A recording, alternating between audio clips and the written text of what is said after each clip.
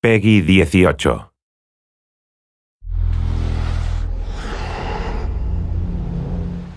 Hi, my name is Ashraf Ismail, Game Director of Assassin's Creed 4 Black Flag, and I'm very proud to be showing off the Caribbean open world. Here, we're going to start with Edward. After completing a few missions, he's met up with the assassins, but he's not yet bought into the creed, so he still has this selfish need for fame and fortune. Edward is one of the most unique characters we've created for the Assassin's Creed universe. He is a man who is still trying to figure out who he is in life and what he wants to get out of it. At this point in the story, he still wants that fame, so one way to get it is to complete these assassination contracts. This is a way to make money and to gain a bit of notoriety. So here we go. We have 2 targets to take out, 2 Templar brothers. So we're going to accept the contract, and the world map is going to show us where this contract takes place. So we see here that the contract is actually very close to us. It starts in the village we're in, but as we zoom out, we want to show you the world that we have. Many locations, over 50 locations, centered by Cuba, the Bahamas, and Florida up north. This is a massive world. There's a lot to find and do in this Caribbean Sea. But now we'll get back to the Fisherman Village and go after our targets. The Fisherman Village, it's one type of location in this world. It's really here as a convenience to the player. This is where you can start missions, where you can shop to upgrade Edward and the Jackdaw itself. It's really about the mood and the ambiance of the Caribbean Sea. In the distance, we have a tavern that we're approaching. Taverns are places where you can hire crew, play mini games, drink if you wish. But for now, we're going to focus on the targets and take them out.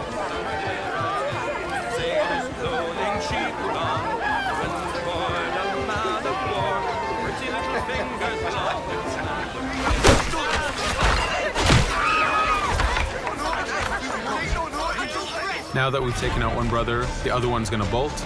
Just like classic ACs, we can chase him down and take him out that way, but there's many ways to complete this contract. We can use the new free aim system to shoot him this way, to eliminate him that way. We can jump onto the ship and take him out with his crew, but instead we're going to let him escape into the sea and follow him with the Jackdaw.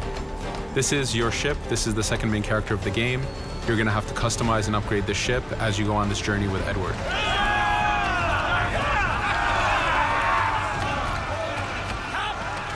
We've seamlessly gone from a ground chase right into a naval chase. We could destroy the ship and complete the contract that way, but instead, using the spyglass, we can see that he's carrying a lot of rum. Rum is important in the economy system. It's one way of making a lot of money if you sell it properly. So instead of destroying the ship, we're going to plunder that ship. Fire! Here you can see the upgrades that we've made into the naval combat. Using the front cannons, you can shoot chain shots to slow down the ship. Using the new round shot mechanic of trajectory aiming, you can aim for the hull and do a lot of damage this way. This specific enemy is what we call a frigate. Frigates are the type of ships that you need to destroy as fast as you can, because the longer the fight lasts, the more damage they're capable of doing. We have other enemy types like the Charger or the Man of War. The Man of War is a massive ship capable of carrying over 100 cannons. These are ships that you really need to upgrade to be able to face. But now that this frigate has been demasted, we can start the boarding. Boarding, it's very important. You are a pirate. This is how you gain cargo. This is how you take on ships. So here we can start the boarding from any orientation or angle we wish. The distance even matters. If you get too close, the 2 crews will just jump right into each other. If you start a bit further, you can jump in the water and go in for a sneak stealth attack. We have 2 objectives to accomplish for this boarding. We can take out the captain, and we need to take out some of his crew. So using the swivel gun, we will efficiently take out a lot of the crew. And now we'll go for the captain using Edward's navigation abilities. Here, again, using the new frame system, we have a dangerous enemy on the other side taking out our crew. We can easily take him out with a headshot. So what we see here is that 2 ships have come together to create this 3D environment where, using your assassin abilities to navigate, to be stealthy, you can take the advantage and get the kill by surprise. Now that we've taken out the captain, we still need to take out a few of the crew members to complete this boarding. Now that we've plundered the ship, we're going to gain that rum that we saw earlier, but we're also going to gain ammo and crew members and some gold. With every boarding, there's 3 options that you can do with that ship. You can gain crew members, you can send the ship to your fleet if you wish, or you can salvage a ship to repair the Jackdaw if you took too much damage in the fight. In this case, since we did well, we're going to send the ship to our fleet. Now that we're back in the Caribbean Sea, we needed to make sure that every minute something is being advertised to the player, something new for the player to do. In this case, we have this uncharted location. These are what we call playas. We have over 75 of these in the Caribbean world. Every playa has something very important for the player to find, something that will help in upgrading Edward or the Jackdaw. So it's in your advantage to explore these locations.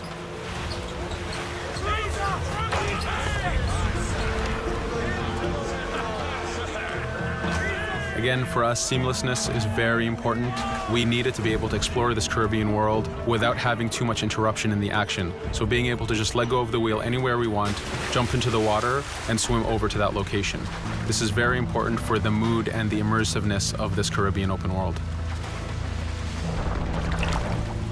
Here, as we get on the playa, in the distance we can see that there's a faction battle, but closer to us we can see that there's this poor drunken sailor who's passed away. But being a pirate, of course, we're going to loot his body and see what he has for us.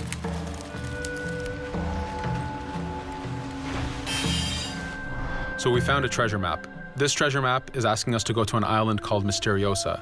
Every time you find one of these, you know that you're going to find a treasure that is linked to the progression of the Jackdaw or Edward, so they are very valuable. Here we're going to take a look at that faction battle. We have a British ship facing off against a Spanish ship. We could jump in and take advantage of this opportunity, allowing each ship to weaken the other and for us to plunder both. But now we're going to make our way back to the Jackdaw. Again, this is the second main character of the game. There's a lot of customization and a lot of upgrading to do on the Jackdaw. You can upgrade all the weapons to fit the playstyle you wish. Now, as we get onto the Jackdaw, we can see that the crew is cheering for us. Edward has a really close relationship with his first mate, Adewale, standing right there, and with his crew. And this is something that you'll see later in the demo, that we can lose and gain crew members. Again, using the spyglass, we can really see the contents of a ship, but you can also assess the danger and threat level of these ships. But for now, we're going to continue to Misteriosa to find that treasure. Here we've crossed into a harpooning zone. The harpooning system is connected to the hunting system, which is used for upgrading Edward himself. So you can upgrade the number of weapons he carries, the ammo that you can carry, and even his health. But for now, we've moved past that zone and we've got into a storm. Storms are very dangerous. If you're not careful, if you don't know how to navigate a storm, you will take damage to your ship and you will lose crew members. In the distance, we can see a water spout. This is a tornado in the ocean. These are very dangerous. They can suck you in, and when they do, they tear the ship apart and take out your crew. Here we can see its effect on a ship. This poor ship got sucked in and got destroyed. Storms are very dangerous, but we wanted the player to take advantage of this.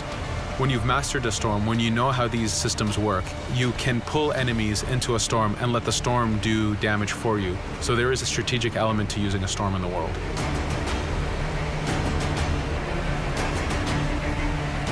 Here we can see that the storm is dying down a bit, but there's still this torrential downpour. It was very important for us to get the real mood of and atmosphere of the Caribbean in the weather cycles and in the daytime cycles.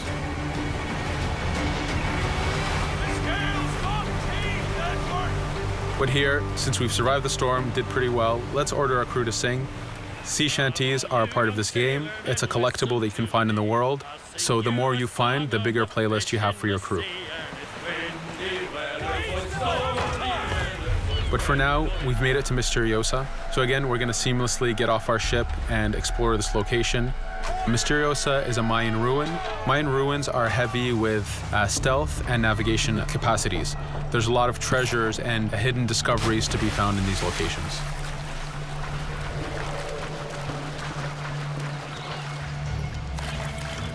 If we recall the treasure map, the treasure is hidden behind a temple. So just by quickly looking around, we can see that temple looks about right. So that's our objective. We'll head there. As we go this way, we can see there's a lot of guards on the beach. We could go in and fight them if we wish to, but to show off that this is a mini open world, we're going to try to find a different route to get to our objective.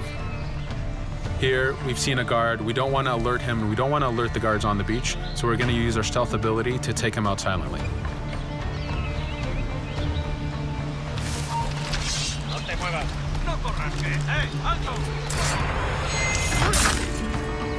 With AC3, we were able to push the navigation in the frontier, which means using natural environments like trees and rocks and so on. Mayan ruins are the perfect place where we mix man-made structures and these natural environments.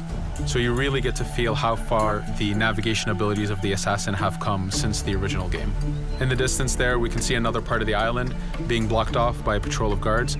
We're going to avoid it for now and go for that treasure.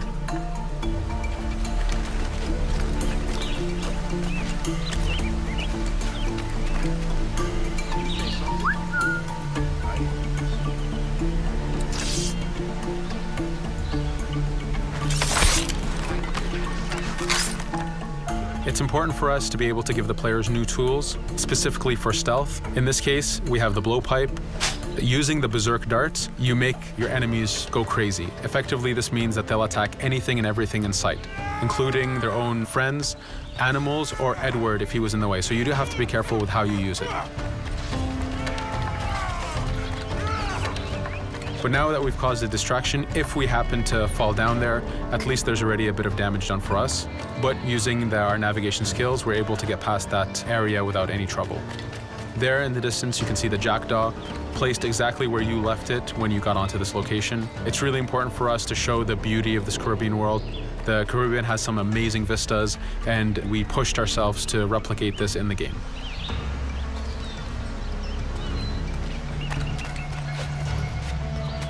As we continue forward, we can see in the distance there's a couple prisoners that are taken hostage. This is a scenario that you need to use stealth. If you're detected by those guards, they will kill the hostages. So in this case, it's to your advantage to use the environment to figure out how you can take out those guards without being detected. In this case, it's 2 guards, so it's not too hard.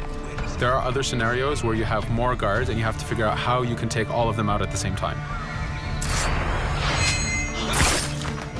Now that we've freed these prisoners, they are more than happy to join our crew. This is just one way of gaining crew members. As mentioned earlier, there's the taverns. There's actually many different setups of gaining crew.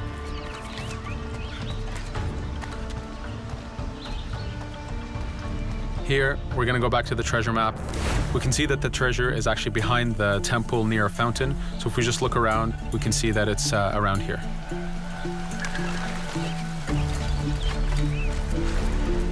Now that we've found the treasure, what we've actually found is a blueprint.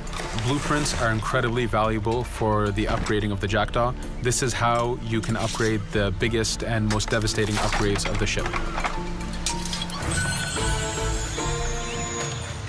So here we're approaching a reach high point. Just like classic ACs, synchronizing with a reach high point reveals the contents of a location and the map itself. But as an added feature, because this game world is so huge, there are many different locations, this also becomes a fast travel point. So now you can, by synchronizing, now you can come back here anytime you wish to collect those treasures that we passed up a bit earlier. Here we've reached the end of the demo. This was a tease of the open world that we have. We're very excited to be able to show off this game and to let you play it very soon. Thank you for joining us.